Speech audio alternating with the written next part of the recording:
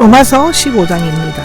앞서 바울은 그리스도인은 남을 없인 여기서거나 판단해서는 안 된다라고 얘기했고 형제의 행위를 해방해서도 안 된다고 얘기했습니다. 이제 세 번째로 앞에서 말한 문제를 일반화시켜 일반적인 문제에 대해서 언급하고 있죠.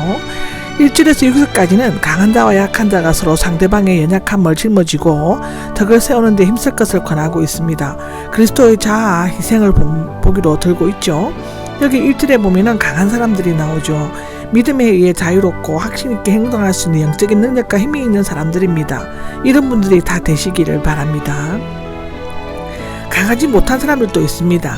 강한 사람들을 반대이고요. 신앙의 이해력이 부족하고 또 노력하지도 않고요. 영적, 육적, 윤리적이고 연약하고 능력이 없는 사람입니다. 게으른 사람이 많습니다. 그리고 알고자 하는 열정도 약하고요. 여기 연약함은 문자적으로 세약함과 약함인데 영적, 육적으로 약한 것 또는 율법에 사로잡히는 것을 의미합니다. 짊어져야만 하면이 나오는데 짊어져서 옮기다를 의미합니다. 십자가나 무거운 짐을 져서 옮기는 것을 나타내는데요. 이것은 마태복음 8장 17절, 누가복음 14장 27절, 갈라디아서 6장 2절 5절에서도 나와 있습니다. 강한 사람은 마치 빚진 자처럼 십자가를 지는 것처럼 강하지 못한 사람들의 연약한 사람들의 짐을 함께 짊어져야만 한다는 것입니다. 우리 자신을 기쁘게 하지 말아야 한다는데 스스로의 만족과 이익을 추구해서는 안 된다는 뜻입니다. 만약 강한 자가 자신이 원하는 대로 하면서 자신만을 기쁘게 하고 약한 자의 연약함을 돌아보지 않는다면 그것은 사랑의 법칙에 위배되는 행동이라고 성경은 얘기하고 있습니다.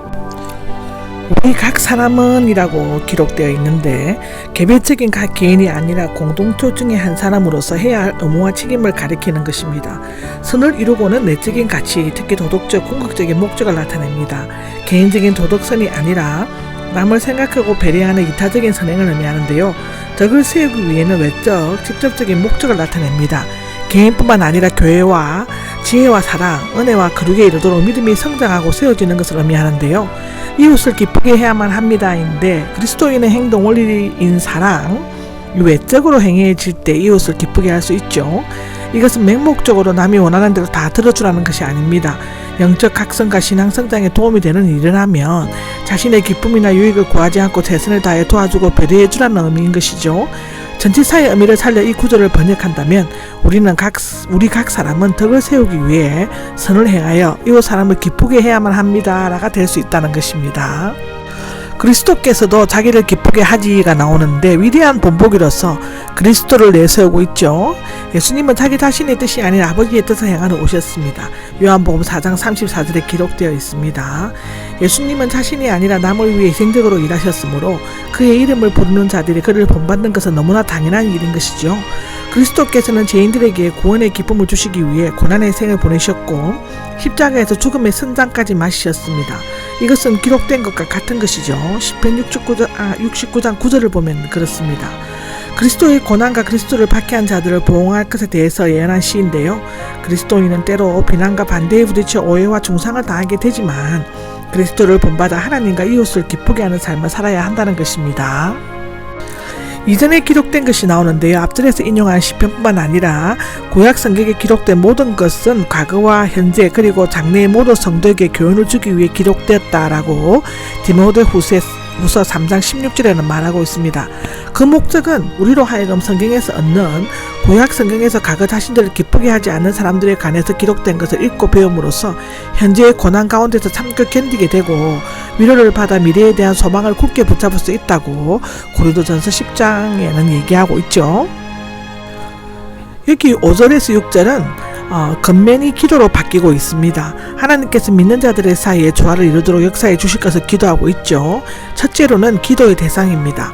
인내와 위로를 주시는 하나님, 그리스도인이 성경에서 얻는 지식적인 인내와 위로는 성경의 저자이신 하나님께로부터 온다는 것이고 바울은 평화의 하나님, 소망의 하나님이라는 표현을 즐겨 쓰고 있지만 여기에서는 인내와 위로를 주시는 하나님을 강조하고 있습니다. 둘째로는 기도의 내용입니다. 서로 같은 뜻을 품게 해주셔서 같은 뜻을 품게를 직역을 하면 같은 것을 생각하다입니다. 같은 생각이나 사고방식을 가진다는 뜻이 아니라 사랑으로 뜻이 하나가 되는 일치적 정신을 나타내는 것이죠. 빌립보서 2장 2절에서 5절에는 기록되어져 있습니다.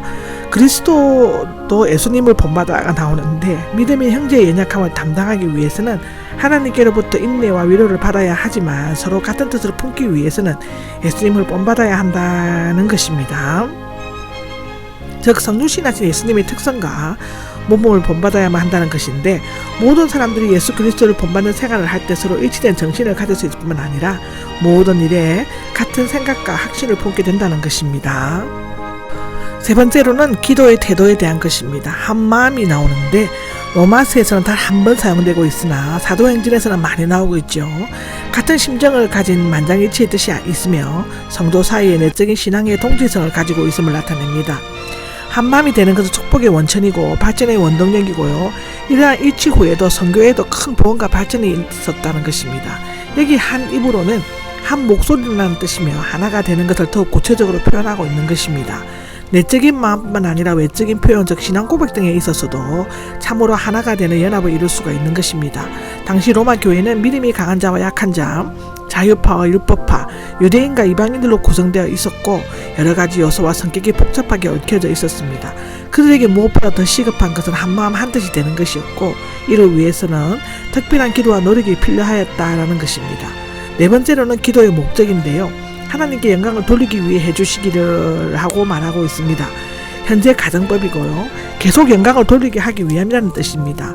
그리스도인 개개인이 추구해야 할 삶과 교회의 일치의 목적은 한 마음과 한 입으로 하나님께 영광을 돌리는 일인 것이라고 성경은 기록하고 있습니다.